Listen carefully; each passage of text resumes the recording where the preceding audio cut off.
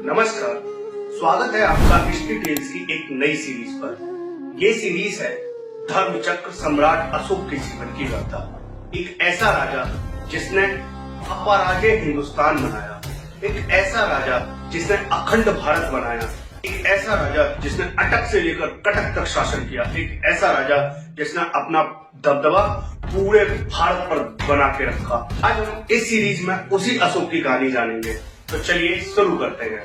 ये बात उस समय की है जब मगध भारत की राजनीति का केंद्र हुआ करता था, यानी कि सेंटर हुआ करता था। महात्मा बुद्ध अभी जीवित थे और अपने धम्म को, बौद्ध धम्म जिन्हें कहा जाता, अपनी महात्मा बुद्ध अभी जीवित थे और अपनी धम्म की शिक्षाओं को प्रचार प्रसार कर रहे थे, लोगों में अहिंसा का पाठ पढ़ा रहे थे।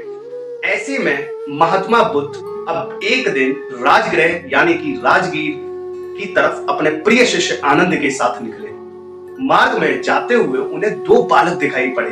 दो बालक बहुत देर से मिट्टी के साथ खेल रहे थे, अपने खिलौने बना रहे थे, अपना घर बना रहे थे, लगातार तरह तरह के खिलौने बना के मिट्टी के साथ वो बालक खेल रहे थे। तभी उन बालकों ने महात्मा बुद्ध को अपनी तरफ आते हुए देखा। एक बालक ने मिट्टी उठाई और जाकर के महात्मा बुद्ध के चरणों को स्पर्श किया और उनका हाथ लेकर मिट्टी उनके हाथ में रख दी और उससे कहा, भगवान, मैंने अब आपको भिक्षा दे दी है और अब मैं सम्राट बनूंगा इस भारतवर्ष का और फिर मैं आपके चरणों में आऊंगा। बच्चा बेहद ही आनंद, बेहद ही खुशी के साथ झूमते हुए वहां से चला गया और बुद्ध मुस्कुराते रहे। बालक को देखते हुए बुद्ध मुस्कुरा रहे थे, मानो वो भविष्य देख रहे हो उस बालक का। उनके शिष्य आनंद को ये बात बड़ी ही हैरानी करने देने वाली लगी। उन्होंने गुरु से प्रश्न किया कि महात्मा, इस बालक ने आपको ऐसा क्या दे दिया है जो आप इतना प्रसन्न हो रहे हैं? भला इस बालक का अहंकार तो देखिए, ये कहता है कि इसने आपको मिट्टी दे दी तो ये राजा बनेगा, भारतवर्ष का सम्राट बनेगा। महात्मा आप ही बताइए, भला कैसे संभव है कि भारतवर्ष का सम्राट बन जाइए? आप देखते हैं कि भारतवर्ष खंड खंड में टूटा हुआ है, राजा एक दूसरे को मारने पर उतारू हो जाते हैं और ये भारतवर्ष का सम्राट बनने की बात करता है। और दूसरा प्रश्न ये है मेरा महात्मा कि अगर ये सम्राट बनेगा तो इसको क्षत्रिय कुल में जन्म लेगा, तो उनका तो कर्म ही होता है हिंसा करना, एक दूसरे को मरना और मारना। तभी ये सम्राट बन पाएगा जब लोगों को मार पाएगा। तो भला आपका ये शिष्य कैसे बनेगा? कैसे ये आपकी शिक्षाओं को आगे बढ़ाएगा? बुद्ध मुस्कुराते रहे और आनंद से बोले, आनंद, इस बालक ने मुझे वो दिया जो इसकी प्रसन्नता थी, जो इसके पास था। ये बालक मिट्टी से खेल रहा था, उससे प्रसन्न था। इसकी प्रसन्नता का मुख्य कारण ये मिट्टी थी। वो मिट्टी मेरे हाथ पर रख दी। ये इस बालक का बड़प्पन है, जो बड़े बड़े राजा नहीं कर पाते वो इस बालक ने कर दिया। ये इस बालक का अहंकार नहीं है आनंद की है इसने मुझे भिक्षा दे दी और ये राजा बन जाएगा। ये इस बालक का मेरे प्रति विश्वास और समर्पण है कि इसने मुझे भिक्षा दे दी तो ये अवश्य राजा बन जाएगा। और सुनो आनंद, आज के 100 वर्षों बाद ये बालक मगध के पाटलिपुत्र में जन्म लेगा और ये इस भारतवर्ष का चक्रवर्ती सम्राट बनेगा। और यही वो होगा जो हमारे धम्म की शिक्षाओं का वाहक होगा। धम्म की शिक्षाओं का प्रचार प्रसार इसी बालक के कंधों पर आएगी। आनंद, ये हिंसा नहीं अहिंसा का पाठ पढ़ाएगा, ये राजसत्ता नहीं जनसत्ता का पाठ पढ़ाएगा। आनंद, देखना तुम एक दिन इस भारतवर्ष पर तलवार नहीं धम्म राज करेगा, हिंसा नहीं शांति राज करेगी और इस खंड खंड भारत को यही अखंड भारत बनाएगा। देखना आनंद। और यह कहते हुए महात्मा बुद्ध निकल जाते हैं। चंपा में एक ब्राह्मण के यहाँ एक कन्या का जन्म हुआ। कन्या बेहद ही सुंदर थी। चीनी ग्रंथ अशोकावदनम के अनुसार इस कन्या का नाम सुवर्धांगी रखा गया।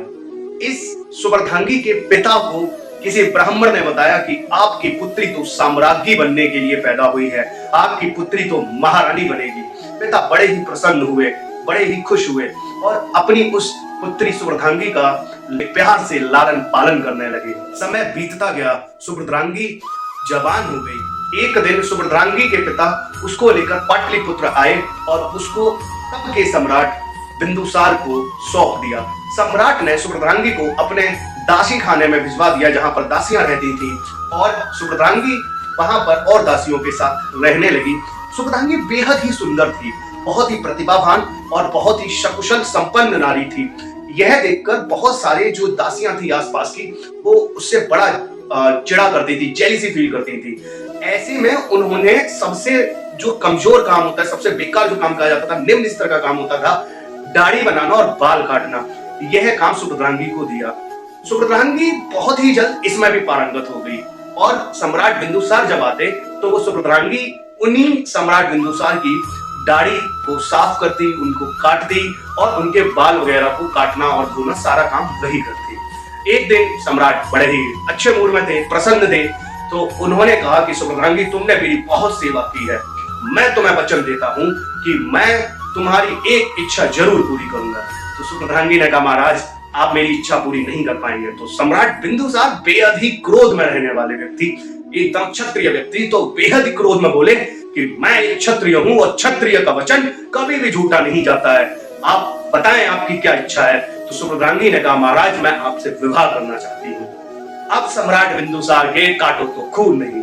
सम्राट बिंदुसार बोले, सुभद्रांगी मैं एक क्षत्रिय राजा हूं और तुम एक नई जाति से आती हो, भला हमारा विवाह कैसे संभव है, यह तो कभी संभव ही नहीं हो सकता, यह तो कभी हो ही नहीं सकता है। तो सुभद्रांगी उन्हें समझाती है, महाराज मेरा जो जन्म हुआ है वो ब्राह्मण कुल में हुआ है, मैं एक ब्राह्मण कन्या हूँ, वो तो यहाँ की दासियों ने जलन की भावना से मुझे यह काम दे दिया और भला मैं तो आपके करीब रहना चाहती थी, इसीलिए मैंने यह काम किया। अब सम्राट को बात समझ में आ गई और सुभद्रांगी बेहद ही सुंदर भी थी। तो अब सम्राट क्या करें, क्योंकि उन्होंने अपना वचन दे दिया है, तो उन्होंने विवाह करना तय किया और सम्राट बिंदुसार ने सुभद्रांगी से विवाह कर लिया। तब तक जब तक सुभद्रांगी का विवाह हुआ, सुभद्रांगी सम्राट बिंदुसार की 16वीं पत्नी थी, तब तक 15 पत्नियां और थीं। तो यहाँ पर सुभद्रांगी से विवाह कर लेते हैं सम्राट बिंदुसार और उनको अपने महलों में रखने लगते हैं, उन्हें रानी बना दिया जाता है। अभी तक उन्हें महारानी नहीं बनाया गया था, रानी बना दिया जाता है। आज की कहानी सिर्फ इतनी ही। अशोका की कहानी को जानने के लिए आपको ना बहुत पीछे से बैकग्राउंड में मुझे लाना पड़ा, इसीलिए तो उम्मीद करता हूँ आपको ये पसंद आया होगा। अगले एपिसोड का वेट करिए, अगले एपिसोड में होगा भारतवर्ष के होने वाले सम्राट का जन्म। और एक जरूरी सूचना, अगर आपको ये वीडियो पसंद आया हो तो प्लीज चैनल को सब्सक्राइब जरूर कर दीजिएगा। और आज जब आप 19 अगस्त को ये वीडियो देख रहे हैं, तब मेरा जन्म दिवस है, आज मेरा जन्मदिन है और आज मैं 24 साल का हो गया हूँ। आज अपने जन्मदिन के दिन मैं ये प्रतिज्ञा करता हूँ कि भारतवर्ष के इतिहास की, भारतवर्ष के राजाओं की कहानियां आप तक पहुंचाता रहूंगा। बस आप भी मेरा साथ देते रहिएगा। उम्मीद करता हूं आपको ये वीडियो पसंद आया होगा। हम मिलते हैं अगले एपिसोड में, तब तक के लिए नमस्कार।